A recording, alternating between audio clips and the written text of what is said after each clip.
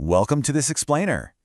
If you spend your days deep in the weeds of distributed systems, you know that managing telemetry data is a constant balancing act. Well, today, we are unlocking a hidden superpower in a tool you probably already use, Grafana Loki. By the end of this, you're going to have a massive workflow upgrade that bridges the gap between your forensic logs and your high-level metrics. Okay, let's dive right into this. Picture this. It's 3 a.m., an incident just paged you, and you're staring at a terminal, manually scrolling through millions of unstructured log lines, trying to spot a pattern. It's painful, it's incredibly slow, and honestly, your eyes are probably glazing over. But what if you didn't have to read them line by line? What if you could instantly transform all that text chaos into a clear, monitorable signal? Well, that is exactly what LogQL metric queries let you do. Without building any separate, complex metric pipelines, you can take your standard log streams and convert them directly into dynamic visual time series dashboards right inside Grafana Explore. It's really all about working smarter with the data you're already storing. Section 1. Log queries versus metric queries. Think about a standard log query. It just returns raw text strings, right? Like fetching everything where the app equals nginx. But when we transition to a metric query, the whole game changes. We take that exact same log stream selector, wrap it in an aggregation function like rate, and give it a 5-minute time window. Suddenly, we aren't returning text anymore, we are returning a calculated numeric time series. Here's the absolutely crucial point. This all comes down to Loki's schema at query philosophy. You see, Loki always stores logs in their raw form. It doesn't store pre-aggregated metrics. All of this mathematical processing is done dynamically at the exact moment you run the query. You don't have to decide what metrics you want before you ingest the data. You just decide what you want when you're actually investigating an issue. Section 2. Visualizing error frequency.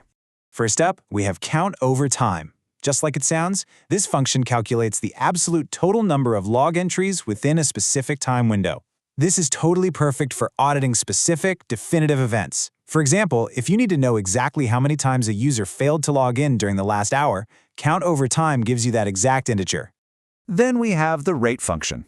Now, instead of an absolute count, rate calculates the per-second average of those log entries over your time range. And what's really interesting here is how the rate function actually normalizes your data. A spike of 100 errors might be totally normal during peak traffic, but supercritical during low traffic. By looking at the rate of errors per second, comparing trends becomes so much easier, even when your traffic volume fluctuates.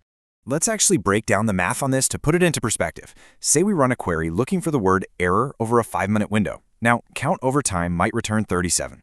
That means exactly 37 error logs were generated. But if we run rate on that exact same query, it takes those 37 errors and divides them by the 300 seconds in that 5-minute window, giving us an output of 0.123 errors per second.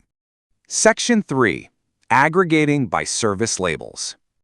Okay, so once our range aggregation has converted that log stream into time series data, enter vector operations.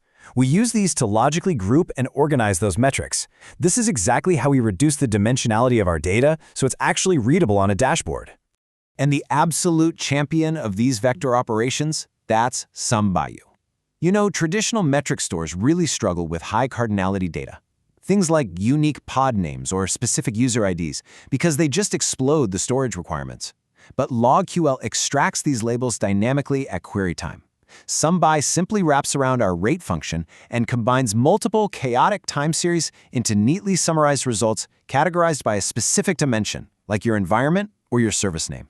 To see this concept in action, imagine looking at all the logs in a production namespace, filtering for errors, calculating the 5-minute rates, and then wrapping the whole thing in a sum by service name. Instantly, a massive cluster of raw text logs transforms into distinct, separate trend lines for every individual microservice in your production environment. It's a real game changer. Section 4. Real support scenario. All right, let's put this all together. Imagine we're working inside the Grafana Play demo environment. Our goal? Build a dashboard panel that shows the error rate per microservice in real time. We need to be able to spot which exact service spiked during an active incident, and we need to do it in seconds, not hours. Here is exactly how that workflow plays out. First, we write our LogQL query, combining those rate and SumBy functions we just talked about.